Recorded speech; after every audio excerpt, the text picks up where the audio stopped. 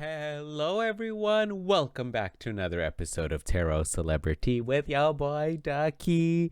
Today, we're going to be reading cards for Jung Hae-in and Jisoo. Remember to keep in mind that these videos are for entertainment purposes. And why is that?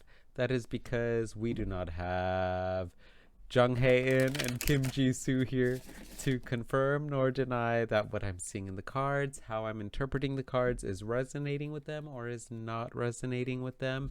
So just remember to take these videos with a grain of salt, or 2 or 3 or 87. And without further ado, let's get started on their reading. So let's start with their combined energy when Jung Hae-in and Jisoo are together. What is their combined energy like? What's it like? We got the 3 of Swords showing up. Already off to a little bit of a rocky start with this little bit of heartbreak, a little bit of heartache going on. The Magician in reverse.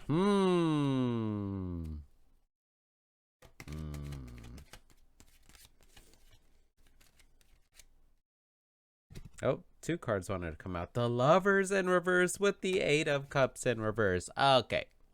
So, whenever the 2 of them are together, there is a little bit of a heartbreak or heartache involved here. And I feel like the reason why there's some heartache here is because we got this Magician card here showing up in reverse.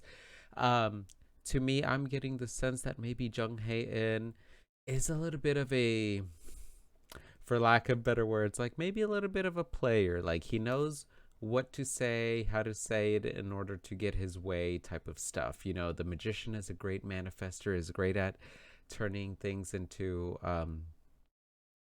his benefit, or towards his benefit rather.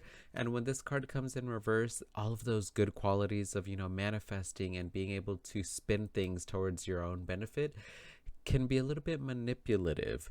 So there's a little bit of a manipulative energy going on here with their current vibe, you know. So this is their current energy that I'm getting based off of these cards. With the Lovers here in reverse, you know, the Lovers is ruled by Gemini. And when this card comes, normally it talks about, you know, harmonious unions and being able to make clear decisions. But when it comes in reverse, there's like a disconnect here. And the disconnect can be from like the mind and the heart. Kind of like I'm just gonna say, like, my mind's telling me no, but my body, you know, that song. No one knows it. Maybe, I don't know. Anyway, but basically there is that disconnect between whether it could be like whether, you know, what your brain is wanting to do logically as opposed to like what you want to do emotionally in your heart. Or it could also just be being indecisive because you're just caring too much about what other people's thoughts and opinions are, so it's holding you back from making some decisions. So there's this like disconnect here. And with the finalizing it with this 8 of Cups in reverse, you know, normally the 8 of Cups talks about seeking out a dream, going out towards, you know, what you feel emotionally is destined for you. But when this card comes in reverse, all of those feelings, those emotions, those things that you're wanting to reach towards, it seems like a little bit of like a fantasy. It seems a little bit unreal. It seems very hard to achieve.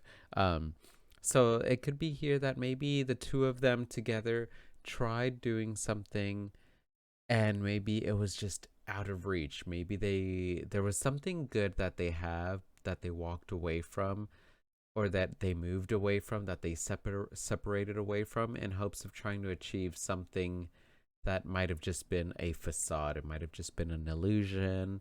And therefore, coming back full circle, maybe that's where that heartbreak, that sense of heartache is coming from. So Interesting. Wow. All right. So let's do Jung Hae-in's perception. When Jung Hae-in thinks of Kim Jisoo, what comes to his mind? We got the Four of Wands. Ooh. Ooh. Oh, prosperity.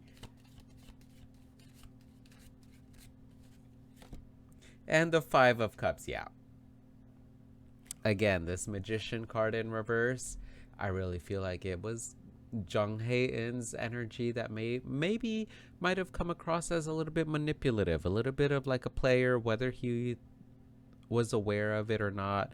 That's just what I'm getting the sense of, that it just came across as like, oh, you do this for everyone that you're trying to get with, like you know what to say, how to say it in order to butter me up and help me feel good and help me feel good and stuff. So when Jung Hae-in thinks of Kim Jisoo, he thinks of like, wow, like she's so stable, she's very prosperous, she has a great foundation, she has a great head on her shoulders, and she's very stable with this Four of Wands. Like the Four of Wands is one of those cards of like marriage, and there being hopes of marriage. So when he thinks of Kim Jisoo, the the this is what comes to mind, like fruitfulness, just an abundant life, that's going to be very stable. She's very stable and abundant and nurturing and very much like wifey material, right? But when he also thinks of Kim Jisoo, he also thinks of some sadness, and like, look at this person. He's curled up and he's sad, and the Five of Cups is all about sorrow. It's all about sadness. He's focusing on the negatives rather than the positives. So when he thinks of Kim Jisoo, he thinks of like, man, like I really blew it with this one. Or he's focusing on the negative aspects of maybe what happened between the two of them, or what didn't happen between the two of them, that caused a little bit of this sorrow, not so great, not so positive emotions. But again, on the positive, the positive that he does see is that like, wow, Kim Jisoo she's so abundant and prosperous and stable, and she's gonna be a great partner for someone. So that's what I'm seeing, but there's that sadness there. Yeah.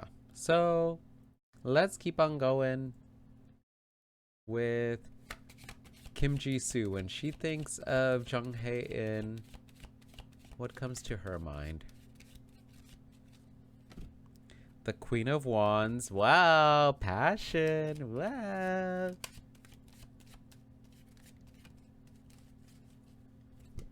And death. Wow. So I really do feel like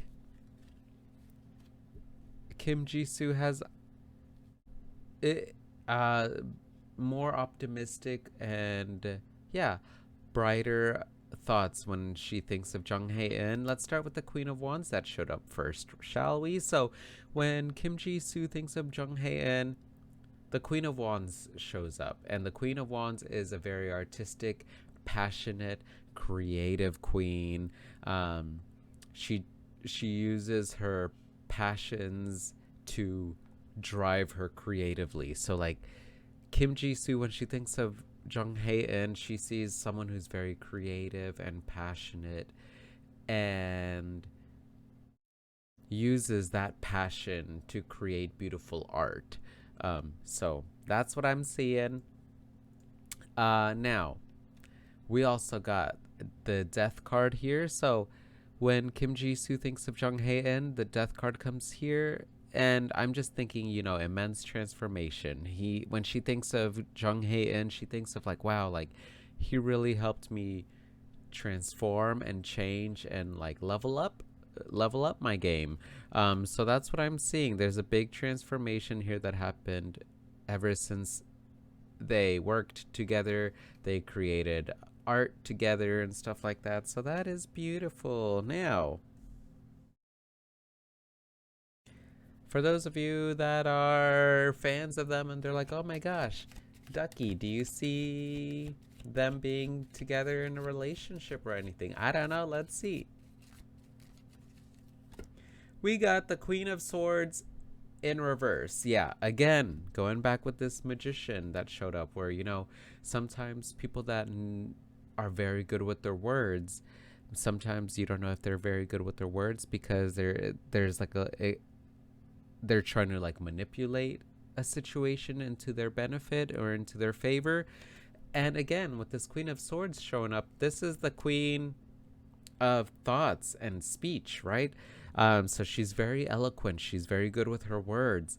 But when this card comes in reverse, there's those words and thoughts that are occurring aren't really connecting, or maybe they're a little bit harsh. So I feel like something happened with like words or speech or something where I don't really see a relationship forming out of this. Because again, this magician in reverse caused a little bit of manipulation that has created a little bit of heartache between their connections. So I'm sorry, y'all. So let's do some advice to finish off the video for Jung Hae-in and Kim Jisoo. Let's get some combined advice for their connection. We got the Six of Wands showing up. Let's keep going. These two cards want to pop up. Four of Pentacles with the Page of Swords. Yeah, some beautiful advice. The Nereid. The Nereid? I don't know how to pronounce this, but it says here, holding to the ideal while endeavoring to attain it will help to realize it. Holding to the ideal while endeavoring to attain it will help to realize it. And 16 adds up to 7. 1 plus 6, of course, and 7 is all about, having faith, having hope. So the advice I'm seeing for them too is to focus on the positives, focus on the victories that they've had together. The Six of Wands is all about success and achieving victory. Yeah, that's what I'm seeing. They need to hold on to this, hold on to how successful they were in creating art, and just really cherish that.